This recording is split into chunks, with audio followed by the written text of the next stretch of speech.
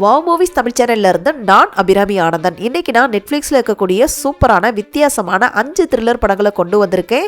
இப்போ நான் சொல்ல போற படங்கள்ல ஒரே ஒரு படம் மட்டும் தமிழ் டப்பிங்ல இல்ல, ஆனா அதுவும் வேற லெவல் தரமான படம். கண்டிப்பா எல்லாருமே பார்க்க வேண்டிய ஒரு படம். அது என்னென்ன படங்கள் அப்படிங்கறத பார்க்கறதுக்கு முன்னாடி நம்ம வாவ் மூவிஸ் தமிழ் சேனலை சப்ஸ்கிரைப் பண்ணாம பார்த்துட்டு இருந்தீங்கன்னா ப்ளீஸ் சப்ஸ்கிரைப் பண்ணுங்க. இந்த வீடியோ உங்களுக்கு பிடிச்சிருந்துச்சுன்னா லைக் பண்ணுங்க, கமெண்ட் பண்ணுங்க, ஷேர் பண்ணுங்க. சரி, இப்போ வாங்க நம்ம வீடியோக்குள்ள போகலாம். இப்போ நம்ம ஃபஸ்ட்டாக பார்க்க போகிற படம் 2022 வருஷம் ஹிந்தியில் ரிலீஸ் ஆன லூப்ல பேட்டா அப்படிங்கிற ஒரு சூப்பரான த்ரில்லர் படம். இந்த படத்துடைய ஒன்லைன் ஸ்டோரி என்னன்னா, நம்ம படத்துடைய ஹீரோயின் அத்லட்டிக்காக இருக்காங்க, ரன்னிங் ரேஸில் கலந்துக்கிட்டு ஜெயிக்கணும்னு நினைக்கிறாங்க. ஆனால் அது ஒரு சுச்சுவேஷனால நடக்காமல் போயிடுது. இதனால நம்ம ஹீரோயின் சூசைட் பண்ணிக்கலாம்னு சொல்லிட்டு ட்ரை பண்ணுறாங்க. அப்போ நம்ம ஹீரோயினை நம்ம ஹீரோ காப்பாற்றுறாரு. 2 பேருக்குள்ளேயும் லவ் வருது. அதுக்கப்புறம் 2 பேருமே லிவிங் டுகெதரில் வாழ்ந்துட்டு இருக்காங்க. ஒரு கட்டத்தில் நம்ம ஹீரோ 80 நிமிஷத்தில் 50 லட்ச ரூபா கொண்டு வந்து ஒப்படைச்சாகணும் அப்படிங்கிற ஒரு பிரச்சனை வருது. ஒருவேளை அந்த பணத்தை அந்த குறிப்பிட்ட டைமுக்குள்ள ஒப்படைக்கல அப்படின்னா நம்ம ஹீரோவை கொண்டுடுவாங்க. இந்த பிரச்சனையிலிருந்து நம்ம ஹீரோவை நம்ம ஹீரோயின் காப்பாத்துனாங்களா இல்லையா, இதுக்கு நடுவில் என்னென்ன மாதிரியான ப்ராப்ளங்களை நம்ம ஹீரோயின் சந்திச்சாங்க அப்படிங்கிறது தான் இந்த படத்துடைய மீதி கதை. இந்த படத்துடைய பாசிட்டிவ் அப்படின்னா, படத்துடைய ஸ்கிரீன் பிளே எல்லாம் எந்த இடத்துலையும் கெஸ் பண்ண முடியாத அளவுக்கு நல்லா சூப்பராகவே எங்கேஜிங்காகவே கொண்டு போயிருப்பாங்க. படத்துடைய ஃபர்ஸ்ட் ஹாஃப்ல நம்மளே எதிர்பார்க்காத அளவுக்கு ஒரு ட்விஸ்டும் இருக்கு. செகண்ட் ஹாஃப்ல நல்லா த்ரில்லிங்காகவும் டார்க் காமெடி கலந்து சூப்பராகவே கொண்டு போயிருப்பாங்க. படத்துடைய கிளைமேக்ஸும் சூப்பராகவே இருக்கும். இந்த மூவியில் நடிச்சிருந்த எல்லாத்துடைய ஆக்டிங்கும் வேற லெவலில் இருந்துச்சு. கொஞ்சம் அவங்களுடைய பர்ஃபார்மன்ஸ் மட்டும் கொஞ்சம் பிசிறு தட்டி இருந்தா கூட வேற மாதிரி இந்த படம் போயிருக்கும். ஆனால் எல்லாருமே ரொம்ப பர்ஃபெக்டாகவே நடிச்சிருக்காங்க. டெக்னிக்கலாக ஒரு நல்ல ஒரு ஸ்ட்ராங்கான படம். ஸோ ஓவராலாக பார்த்தீங்கன்னா இந்த படம் ஒரு நல்ல படம் தான், கண்டிப்பாக பார்க்கலாம். இந்த படத்தை நீங்கள் பார்க்கணும் அப்படின்னு நினச்சிங்கன்னா நெட்ஃப்ளிக்ஸில் தமிழ் டப்பிங்லேயே அவைலபிளாக இருக்குது. IMDbல 10க்கு 5.2 ரேட்டிங்ஸ் கொடுத்துருக்காங்க. அடல் கண்டென்ட்டை பொறுத்த வரைக்கும் சில லிப்லாக் சீன்ஸ் இருக்குது. ஸோ அதுக்கேற்ற மாதிரி நீங்கள் பிளான் பண்ணிக்கிங்க. இப்போ நம்ம ரெண்டாவதாக பார்க்க போகிற படம் 2020 வருஷம் ஹிந்தியில் ரிலீஸ் ஆன AK vs AK அப்படிங்கிற ஒரு சூப்பரான த்ரில்லர் படம்.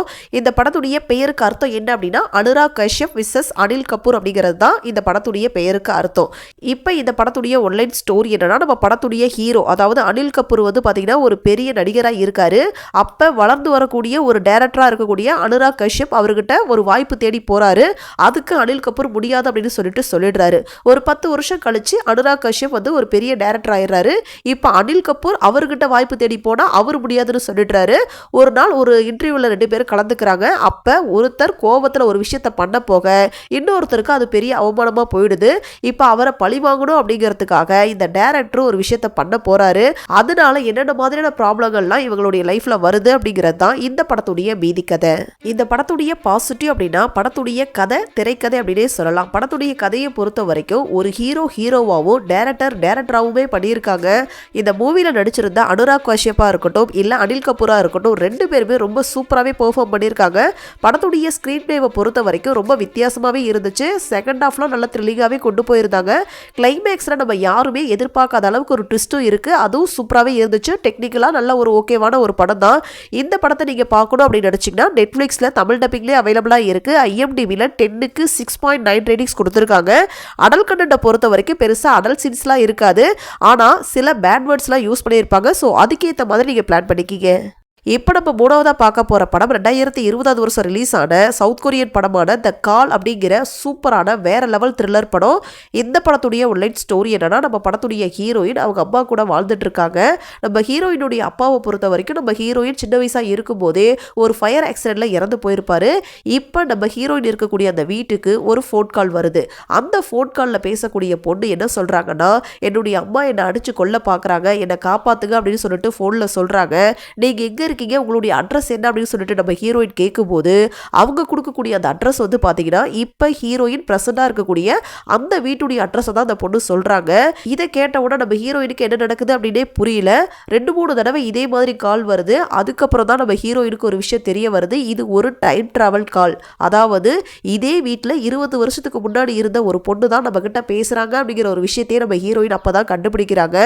இப்போ ஃபோனில் பேசிகிட்டு இருக்கக்கூடிய நம்ம ஹீரோயினுக்காக இருக்கட்டும் இல்லை 20 வருஷத்துக்கு முன்னாடி பாஸ்ட்ல பேசிட்டு இருக்கக்கூடிய அந்த பொண்ணுக்கா இருக்கட்டும், அவங்களுடைய லைஃப்ல என்னென்ன மாதிரியான மாற்றங்கள் ஏற்படுது, இந்த மாற்றத்தினால என்னென்ன மாதிரியான பிரச்சனைகள் வருது அப்படிங்கிறது தான் இந்த படத்துடைய மீதி கதை.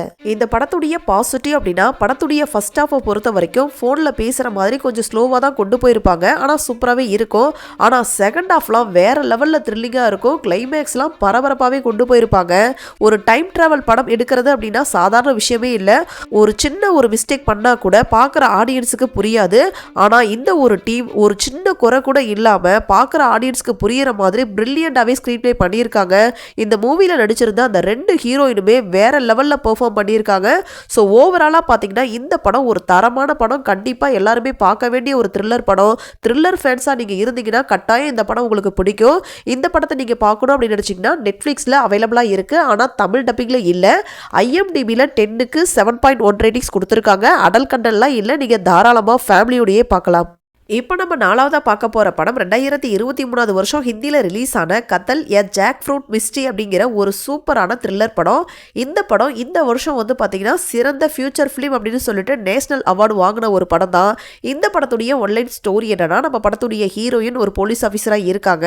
அப்போ அந்த ஊருக்குள்ளே இருக்கக்கூடிய ஒரு அரசியல்வாதி அவர் ஆசாசையாக வளர்த்த ஒரு பலாமரத்தில் இருந்த பலாப்பழம் காணாமல் போச்சு அப்படின்னு சொல்லிட்டு நம்ம போலீஸில் கம்ப்ளைண்ட் கொடுக்குறாரு.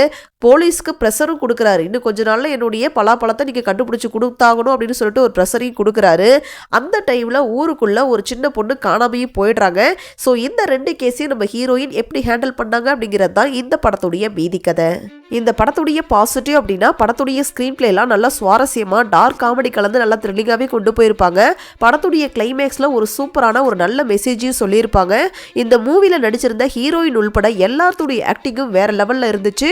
ஓவராலாக பார்த்தீங்கன்னா இந்த படம் ஒரு நல்ல படம். கண்டிப்பாக எல்லாருமே பார்க்க வேண்டிய ஒரு படம். இந்த மூவியை நீங்கள் பார்க்கணும் அப்படின்னு நினச்சிங்கன்னா நெட்ஃப்ளிக்ஸில் தமிழ் டப்பிங்லேயே அவைலபிளாக இருக்குது. IMDbல 10க்கு 6.7 ரேட்டிங்ஸ் கொடுத்துருக்காங்க. அடல் கண்டென்ட்லாம் இல்லை. நீங்கள் ஃபேமிலியோடையே பார்க்கலாம். இப்போ நம்ம லாஸ்ட்டாக பார்க்க போகிற படம் 2025 வருஷம் ரிலீஸ் ஆன ஹாலிவுட் படமான ஸ்டா அப்படிங்கிற ஒரு சூப்பரான த்ரில்லர் படம். இந்த படத்துடைய ஒன்லைன் ஸ்டோரி என்னன்னா, நம்ம படத்துடைய ஹீரோயின் ஒரு சிங்கிள் மதராக இருக்காங்க. அவங்களுக்கு ஒரு பொண்ணு இருப்பாங்க. அவங்களுக்கு ஒரு வித்தியாசமான ஒரு நோய் இருக்கும். இதுக்கு நடுவில் நம்ம ஹீரோயின் ஒரு சூப்பர் மார்க்கெட்டில் வேலை செஞ்சுட்டு இருப்பாங்க. ஃபினான்சியலாகவே ரொம்பவே கஷ்டப்பட்டு இருக்காங்க. வீட்டு வாடகைக்கு பணம் கிடையாது. வேலை வேற போயிடும் அப்படிங்கிற ஒரு சுச்சுவேஷன் இருக்குது. இதுக்கு நடுவில் நம்ம ஹீரோயினுடைய பொண்ணு படிக்கக்கூடிய ஸ்கூலில் அந்த பொண்ணு சாப்பிட்றதுக்கான மதிய உணவுக்கான அமௌண்ட்டை கூட கொடுக்க முடியாத ஒரு சூழ்நிலையில தான் நம்ம ஹீரோயின் இருக்காங்க.